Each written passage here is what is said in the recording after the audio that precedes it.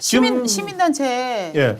시민단체 도덕성 저희가 어저께도 말씀을 드렸습니다만 징용 피해자들한테 20% 내놔라. 예. 삥 뜯고 전 그 삥 뜯는다고 표현을 하거든요. 맞습니다. 그거는 정확하시죠. 네, 삥 뜯고 브로커인데 예. 삥 뜯고 브로커인데 지금 징용 시민단체가 동아일보 기사입니다. 이건 1억 예. 5천만 원을 기부를 받았는데 피해자들한테는 428만 원을 지불했다는 거예요.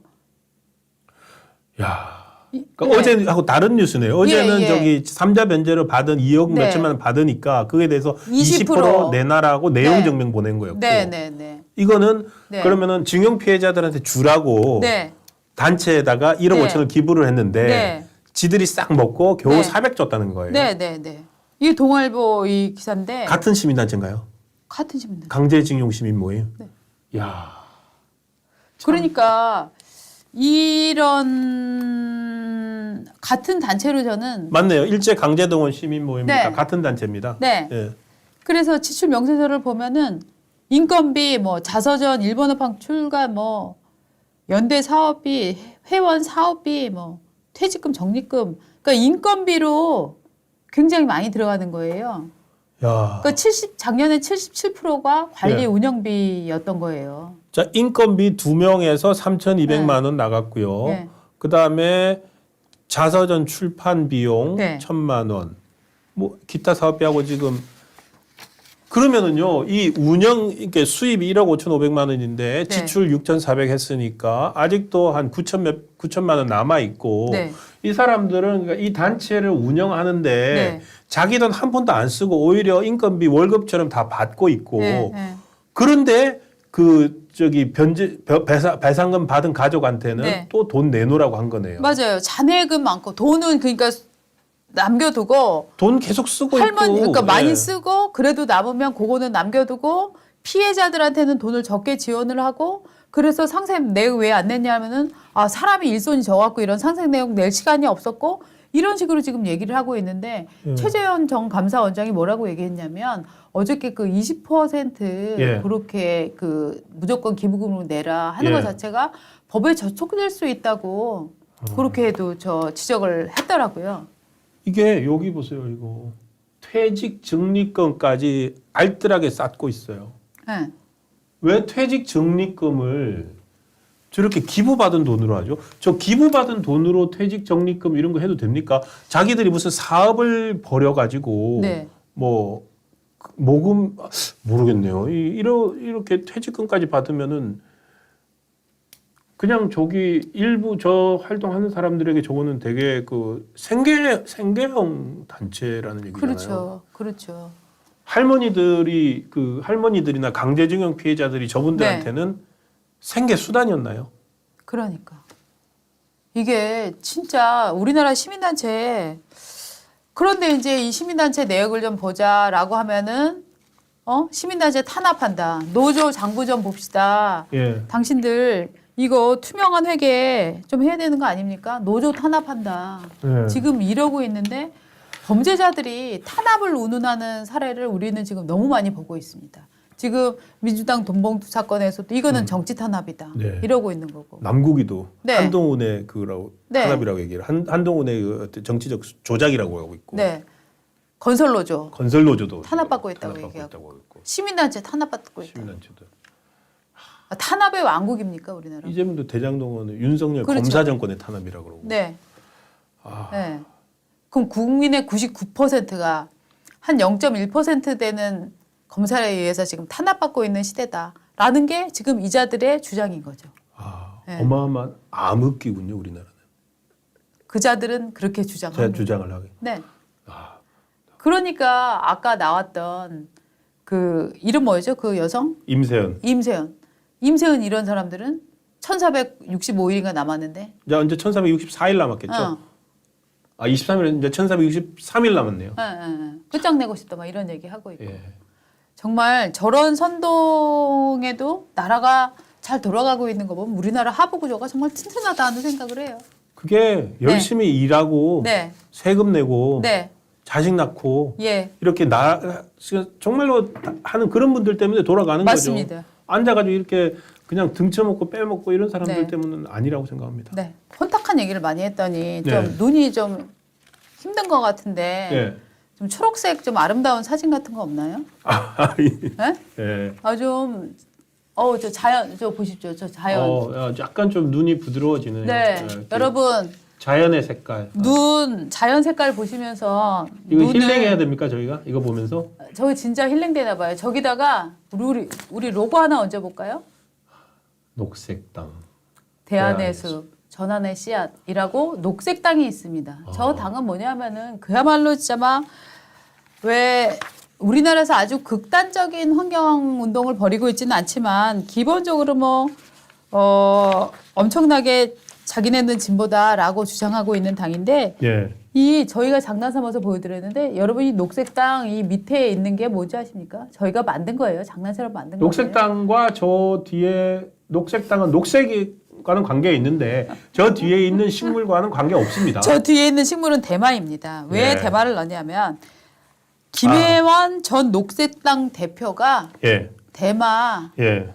혐의로 검찰에 송치가 됐어요. 사건이. 예, 그러니까 지금 대마 흡연 및 소지 혐의로 그저께 22일 날 검찰에 송치가 됐습니다.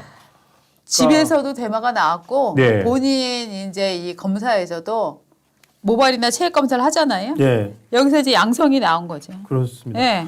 그러니까 이게 지금 경찰이 작년 말부터 이제 한동훈 법무부 출범한 이후에 검찰 검찰 따지지 않고 네. 마약과의 전쟁을 벌이고 있는데 네. 서울 서부경찰서라고 합니다. 네. 경찰에서 첩보를 확보를 해가지고 1월 달부터 수사를 했고요. 네. 해서 3월 달에 네. 3월 달에 이 김예원 전 녹색당 대표를 네. 그러니까 경찰이 적발했을 때는 녹색당 현직 대표였어요. 네. 그런데 이제 경찰에 적발이 되니까 네.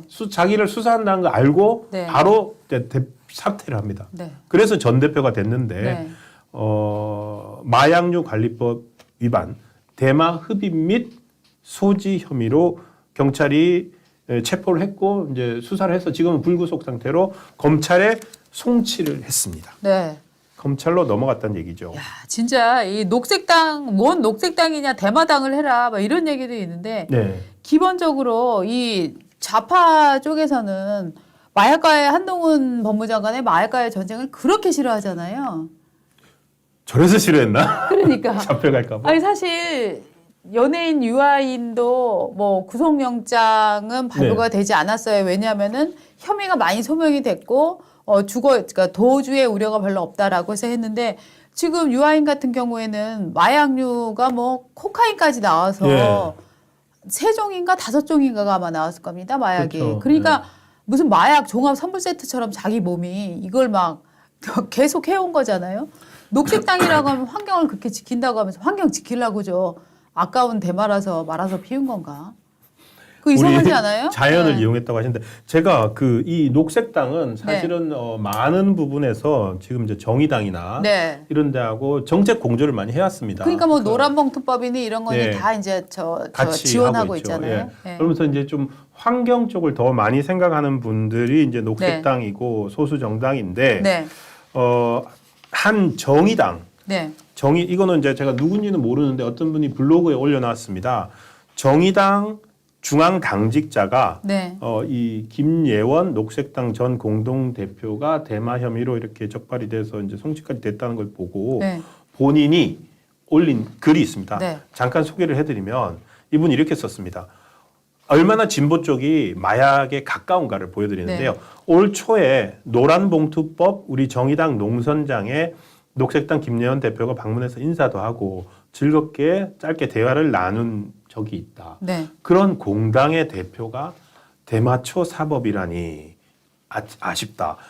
좌파 쪽 진영에 있는 관계로 마약에 호기심을 갖는 이야기를 듣기는 한다. 네. 그렇지만 나는 개인적으로 마약 대마초 일절 호기심이 없다. 그렇지만 우리 진영 내에서 그런 호기심 운운하는 이야기를 들으면 참 철이 없다는 생각도 든다. 심지어 뭐라고 저희 깜짝 놀랐어요. 이 사람들이 대마초를 해도 된다는 식의 뉘앙스를 하기 위해서 뭐냐면 대마는 원래 그냥 약인데 박정희가 자기 아들이 대마에 빠져서 그래서 이걸 불법으로 만들었다. 이런 식으로 얘기를 아니 한대요. 돌아가신 박정희 대통령까지 지금 소환해서 예. 지금 대마초를 실드를 치는 겁니까? 대마초 실드를 치기 위해서 이거는 뭐 다른 나라에서도 불법 아닌데 박정희 때문에 이렇게 된 거야. 네. 그럼 박정희 자기들 싫어하는 사람 그러니까 대만 해도 돼 이런 식의 논리인 그러네. 거죠. 이런 식으로 그다음에 또 마약이 음악과 예술 활동에 영감을 준다 이런 식으로 한다는데 이분은 이제 뭐냐면 실망감을 느껴내면서 이렇게 약간 장벽이 낮다는 거예요. 네. 진보 쪽이 아무래도 네. 그러면서 이런 부분들에 대해서는 우리도 좀 반성해야 되는 거 아니냐 이런 글을 올린 걸 제가 봐서 소개를 저는 해드렸습니다. 솔직히 말하면 우리 신 차장이 그걸 열심히 읽고 있는 사이에 네. 뭘 봤냐면 우리 구독자님 중에서도 이게 아까 저희가 식물을 딱 보여드렸더니 갑자기 저거 대마 아니냐 아셨죠? 대마네 막 예. 이러고 막 나오는데 저는 사실 이거 사진 찾아보고 알았거든요. 예. 여러분도 이렇게 전문가세요? 근데 대만은 약간 저기 네. 키우시는 분들도 있고요. 네. 저게 지금 이제 마약들이 이렇게 늘어나게 되는 게 네. 캐나다 BC주 이런 곳은 네. 그 대마 농장들이 있습니다. 수익 사업으로 아니 미국도 많아요. 많죠. 그러니까 네. 그러다 보니까 애들도 많이 하고 하는데 어쨌든 네. 우리는 마약 청정국이라는 게 대한민국의 또 한동안 오랫동안 자부심이었지 않습니까? 그리고 마약이 대마초를 문제로 삼는 이유는 뭐냐면 네. 대마를 하게 되면 대마 자체의 유해성은 별로 없다 손 치더라도 그게 다른 마약으로 가는 첫 관문이기 되기 때문에 네, 정부에서 네. 막고 있는 거잖아요. 그렇습니다. 그런 부분들을 조금 이 녹색당 우리 진짜 잘 만든 거 녹색당이에요. 우리 이거 기부할까? 그리고 더 여러분들 얘기해 주신 건 뭐냐면은 저기 대표 김혜원 예. 옷도 초록색이에요. 아 그렇군요. 김혜원 사진 다시 한번 볼까요? 김혜원 아, 씨는 그러네요. 네. 아니, 옷도 초록색이에요. 저는 또 김예원이라 그래가지고 네. 그 저기 주얼리 출신 김예원 몰라. 주얼리가 뭐예요? 그 저기 아이돌? 제가 좋아하는 주얼리 출신 김예원 있습니다. 네. 김예원 배우가 또 저 넷플릭스 수리남이라는 유명한 저기 수리남이란 마약왕 다룬 드라마에서 예. 그 마약왕의 파트너로 나오거든요. 그래서 참 아 수리남의 파트너 누구지? 그 김예원 배우라고 네. 그 있습니다. 아, 예, 뭐 그렇습니까? 보시면 됩니다. 아, 네. 괜히 쓸데없는 말. 여튼 그 김예원 마약 김예원이 떠올랐어요. 연상이 되었습니다. 네. 마약 드라마에서 나왔던 여성 배우가 이름도 또 네. 김예원이어가지고요. 아니 진짜 좀 재밌는 거는 뭐냐면 유아인은 이른바 깨시민 발언으로 정말 그렇죠. 무슨 뭐 깨시민 발언 진짜 많이 했어요. 진보 이런 쪽, 뭐 좌파 이런 쪽 많이 네. 본인이 추앙을 하고 그런 정체성을 많이 드러내는데 예. 왜 이런 사람들은 꼭 이런 그 불법성, 탈법성 일들을 하는데 이렇게 주저함이 없었을까 네. 하는 의문도 좀 드네요.